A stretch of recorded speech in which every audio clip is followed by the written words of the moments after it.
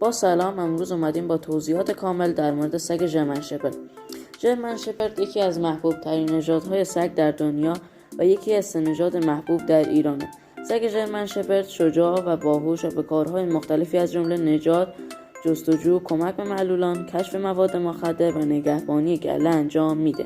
سگ‌های این نژاد معمولاً بین 9 تا 13 سال زندگی میکنن و جثه بزرگ و بدن عضلانی و شخصیت بسیار با وفا و نجیبی داره. خب تا اینجای ویدیو ممنونم که از من همراهی کردین و از شما میخوام که کانال ما را سابسکرایب کنید. برگردیم به ادامه ویدیو. پیدایش این نژاد به سال 1899 برمیگرده.